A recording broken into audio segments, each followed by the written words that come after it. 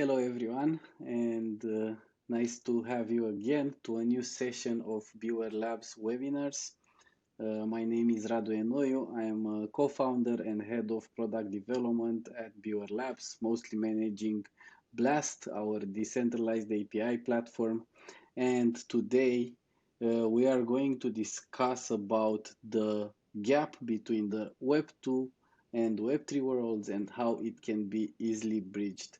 I have here with me today the growth development lead from Gear and Gear Foundation and Vara Network, Luis, and we hope we will take you to most of the challenges that are encountered while bringing Web2 adoption into Web3 and how Vara Network is well equipped and positioned to handle all that. But first, we're gonna start with a short presentation, and I'm going to let Luis here this talk a little bit about himself. What's the current position? What's your background? What's your experience? And what's interesting to you about blockchain? Absolutely. Absolutely. Yeah. Thank you so much for the presentation. I'd like to start with an update about my position. Yeah, as you said, Grow Development Lead, it was a position that I had the past 2 years in Gear Foundation, which is the nonprofit company behind the technology of Vara Network. I'll explain with detail later. In the last years, I've been working with different communities, universities, in order to explain about blockchain technology and what is Vara Network providing to the ecosystem.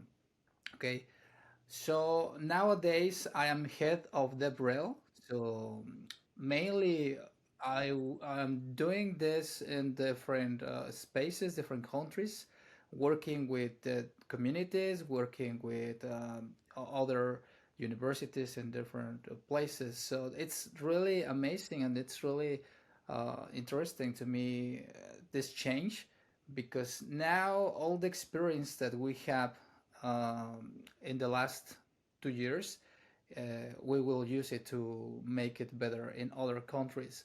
About my background, I like to share I love to code. I have almost 18 years since I start coding for a professional landscape, both public and private companies. And that's why I enter into the ecosystem because years ago I was trying to bring the best technology to one development that I start 7 years ago. One company that I found on the POS ecosystem here in Latam, and yeah, trying to bring the newest technology. I enter into the blockchain ecosystem in 2017 with Ethereum, like almost everybody. Yeah, I want to understand about the blockchain, and the first thing it comes to when you search on the Google or whatever web engine is Solidity, right? Ethereum, because Ethereum it was basically the first smart contract platform, and for the developers, if you want to enter into the ecosystem, it's one of the easiest way. Nowadays, Ethereum has a lot of users, applications, volume, and yeah, they start this and they are moving pretty well. As we know, the technology change, and technically talking, that's the core feature of Vara Network. And let me tell you why. Because Vara Network it's layer one sovereign that provides the change to the developers to create the apps in a really fast way using very sophisticated technology. So at the end, if somebody wants to involve into the ecosystem, Bar Network provides the best tools and infrastructure to make it possible. So I guess that's a good introduction just to start, but we will explain with more detail later. Yeah. Yeah, thank you for that. It's quite an impressive experience that you have, and really glad to have you here today. Uh, you actually got us a little bit into my next question. Uh, Basically, what I wanted to ask is for you to talk a little bit more about Vara Network, emphasizing why do you think there's a need for an ecosystem such as Vara in the Web3 space. Basically, my question would be why we would need a new layer one such as Vara, and what do you guys bring to the table in order to boost Web3 adoption and bridge Web2 users to Web3? Yeah, absolutely. To explain this question, we need to talk about source of Vara Network, right? Vara Network comes from the technology behind Substrate. Substrate is a framework to create modular blockchains. It was built by Parity. So when the Substrate was built, Nikolai, which actually is the CEO of Gear Foundation, was working on Parity, and with all the experience that he had building different kind of implementations on Bitcoin, Ethereum, Zcash, and building the Substrate framework with other uh, core developers, Nikolai understood that we need to give a new platform, a new option for the developers to come into the Web3 landscape, but with easiest tools, but powerful. So that's the origin of the technology behind the Vara network. So a new protocol was created called Gear Protocol. It's based on Substrate. Okay, so at the end, it changed mainly in the way how we integrate and understand the smart contracts. Then, like Substrate, one of the powerful of Substrate is the modularity. The palette, which is the model that understand the contract, the palette contract was changed completely and implemented a new one to provide a more powerful solution for the smart contracts. We use three pillars. The first one is action model. Second one is persistent memory, and third one is WebAssembly. I would like to explain more about WebAssembly to complete the question that you asked me, because WebAssembly is focused on different directions, but one of those directions is the adoption. Why? Because actually WebAssembly is compatible with almost 22 programming languages.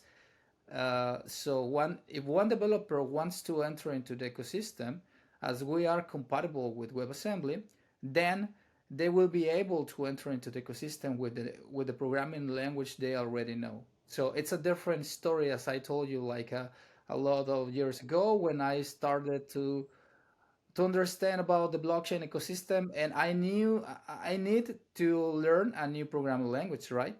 So right now, if somebody wants to enter into the blockchain ecosystem, and for example, all the Rust developers, they will be ready to enter into the blockchain ecosystem just because they already understand the language.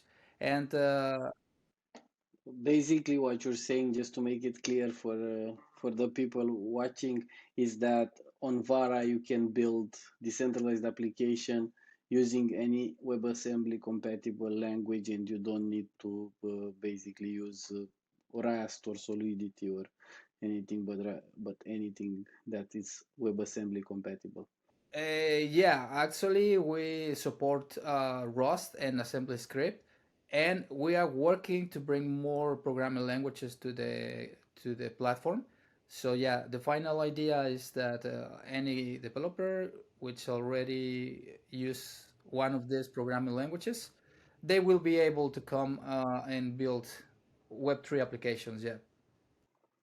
Okay, I think you explained quite well why there's a need for such an ecosystem, basically making it as easy as possible for to onboard new builders into Web3, and with the new builders, there will come new products that will bring also the masses.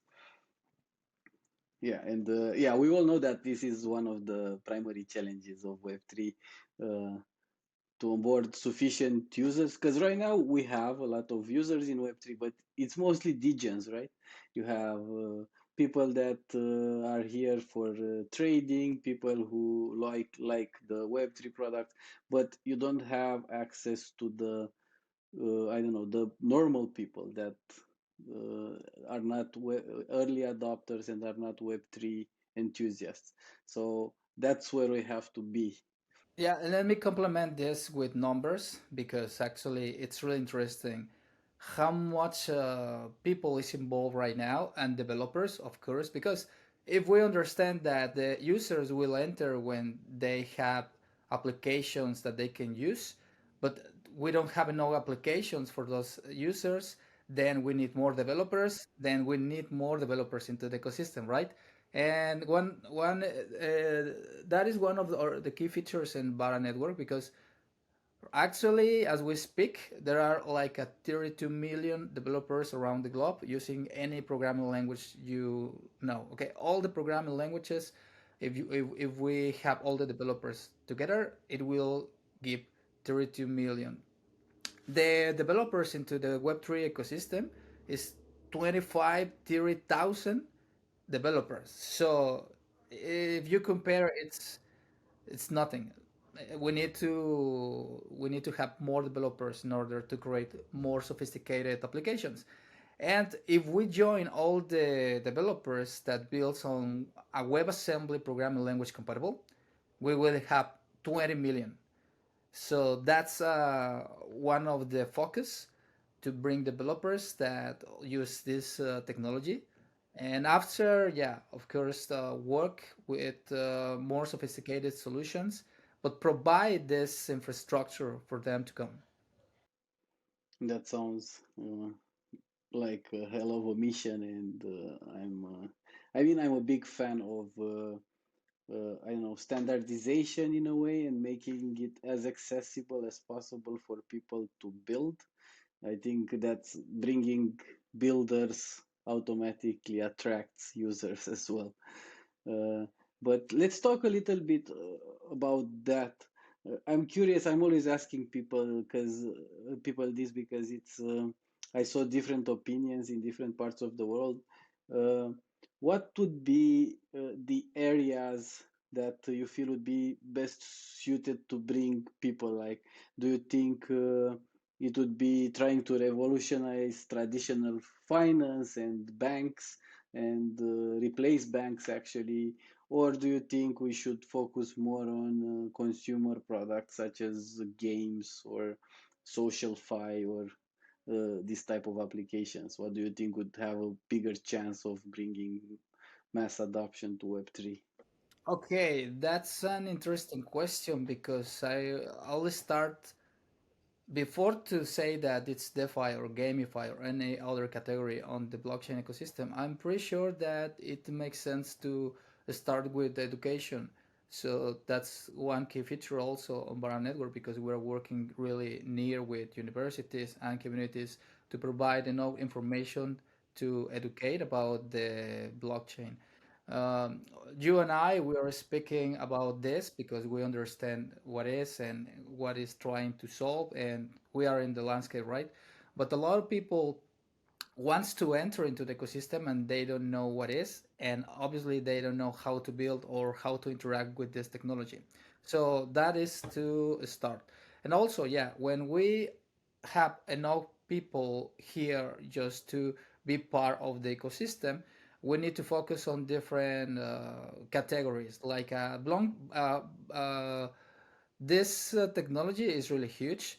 Yeah, blockchain is incredible, huge technology from the source to the implementation. Like we have uh, ERC20 as a token, ERC721 as an NFT, and different kind of categories, right? So we can implement Oracle, supply chain, DEXs, DeFi, gamify, a lot of solutions. If we focus on the solutions that are enabling to grow the Web3 landscape, we can say that we have gamify in the DeFi. Why? DeFi, it's the category that brings more volume to the ecosystem. So there you can find all the people that wants to make money, that wants to invest, that wants to lend.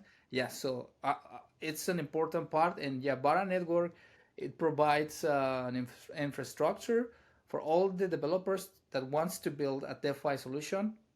That's for sure because we are a really speed network with low cost, and that's important on one side. On the other side, we have Gamify, and yeah, if we check information about what is the category that make more transactions into the ecosystem is Gamify, because a game itself it's a transactional machine. Like you are gaming, you are playing with your friends, and every time that you do a movement, that you get one item of the marketplace or whatever, you are executing one transaction, right?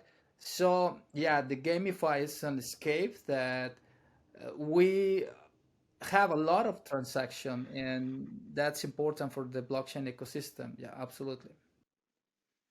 Okay, it makes sense. So basically, you think the best strategy would be to onboard the DeFi spectrum of the Web3 space because that allows a chain to grow and get traction. But then, in order to also bring the people outside of Web3 or coming from Web2, you have to have something that is not actually involving trading or I don't know, trying to make money, but rather doing something fun, and that's how you bring the huge amount of people, the masses, into Web3.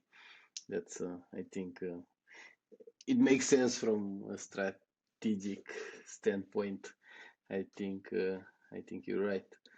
Uh, I, I have one question that is more like a curiosity. It's I saw on your website as one of the use cases for Vara Network or for bridging the Web 2 to Web 3 gap. And I've also heard it to some conferences, but I've never had it explained. I never heard an explanation. You had a use case of supply chain management that could be solved through your protocol, and I was wondering if you'd be able to explain to our audience how would you do that, or what how you use blockchain technology to improve supply chain management. Absolutely. Yeah, well, supply chain is a category that actually works on Web 2 right now as we speak. And it works well, I will say like this, because we cannot trust that the information stored in the system it's right, because that's the main problem of web 2 technology, right? That you can manipulate the information because it's the database, it's on the side of the people that is building the application. So at the end, if you change something in in the database, the user will, we are not sure that the information is right. Okay, so on the supply chain, the processes, the time, the people involved, it could be changed without any notification for the final user, and that's a problem. That's why supply chain it's one of the categories that blockchain can solve pretty well. Why? Because first, blockchain provides the immutability, right? So once you save information into the blockchain, this information is impossible to change it. That's a key feature and really important for the supply chain. So, and all the processes related to the supply chain, when you start the production, when you distribute a product, and all the steps, you guarantee that you are saving the information as it is, and it's public. So anybody can check what is happening on the supply chain process and to validate that what you are saying it's exactly what is happening. It's open, it's flexible, it's immutable. The key features of blockchains into the supply chain category, it's really powerful. And also I can say that when you avoid the man in the middle, like for example, if you are on the normal process, you need somebody to validate some kind of processes, and it's expensive if like in this way. But if you use supply chain with blockchain, then the smart contract, it's the man in the middle, right? So you only need to provide some kind of validations, and automatically when these validations are true, then execute something to make sure that is happening as you expect. So I will say that these are the core features about the implementation of supply chain and blockchain. And yeah, it's really important category. We have actually more of 30 different templates, as you explained, that you dig into the website trying to understand what is Vara Network building. And supply chain is one of those 30 different categories, yeah. Yeah, that makes sense. Based on this arguments or explanation, would love to see the government spending put on blockchain. The immutability would be amazing. It's like ideal. Uh, okay, and I wanted, since we have you here and you have like a very long technical experience, I would like to clarify a little bit for the people watching. The Actually, to talk a little bit more about Substrate as a technology, because I don't know, I'm feeling that uh, in this lately, the last 2 years, Substrate was kind of overlooked in the market in terms of hype, and because now you have all the Ethereum rollups, the Cosmos SDK, but if you talk to the hardcore engineers, they will always tell you that Substrate has a lot of advantages.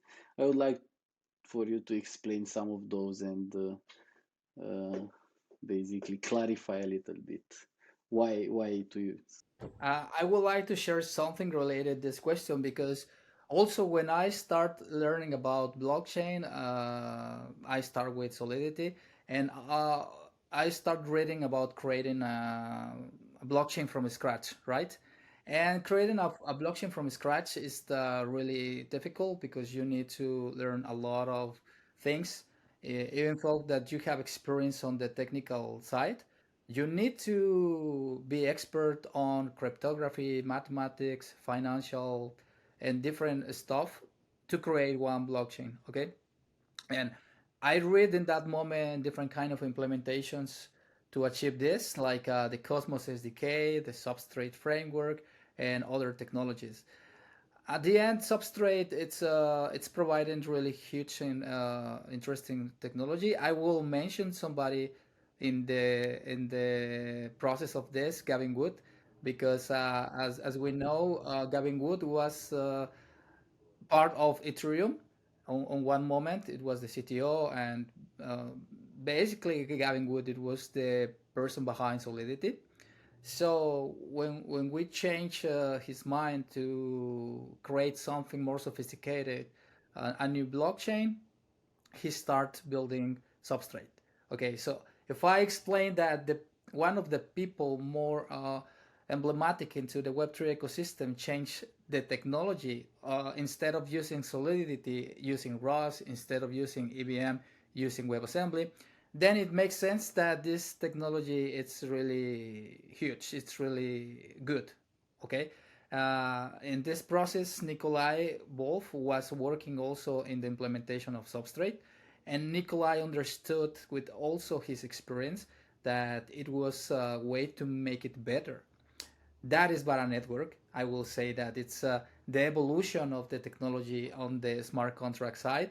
And Substrate, if you want to compare Substrate, for example, with other frameworks of technology, I will say that Substrate has something interesting related. Let's see, for example, Substrate and Cosmos. Yeah, okay. Um, Substrate provides a modular way to implement blockchains. Okay, it means that if you want to use different consensus, for example, you will be able to choose between proof of work, proof of stake, or for example, proof of authority if you want to use Aura, or the way you start and end or the blocks, the finalization of the blocks. You can start using Babe with Grandpa, and it's modular. Okay. On the other side, if you are using, for example, Cosmos, they have Tendermint. Tendermint is a variation of proof of stake. It's a delegation proof of stake, which actually it's a different way to validate blocks through delegators, and but you cannot choose between other consensus. So I will say this: it's important, the modularity of Substrate. It's really nice, and it provides a flexibility for the developers to have different options. That's one side. You mentioned also rollups. Yeah. Okay. Well, and this is interesting because well, the rollups basically focus on scaling different blockchains, right? If we talk about, for example, optimistic rollups on Ethereum, we're talking about to scale Ethereum, to make Ethereum faster through layer 2 and execute off-chain transaction and send the results to the mainnet of Ethereum. And well, Substrate, it was built to provide this as a part of the modularity. And for example, one implementation of Substrate is Polkadot. Okay, so Polkadot, it enables to execute a lot of transactions at the same time because it utilizes different blockchains around it. It's called parachains with shared governance. Shared security. Shared security because the validators are the validators of the network, and this is really strong. And actually, I read months ago that Cosmos was implementing also shared security because it's really powerful. So at the end, I will say that Substrate, it's a framework that it was taught really well on the architecture and also the implementation. It's a pretty nice technology. All the technology is good, and there are a lot of people working to make it better. But without a doubt, Substrate it's a great implementation to make it easier, faster, better.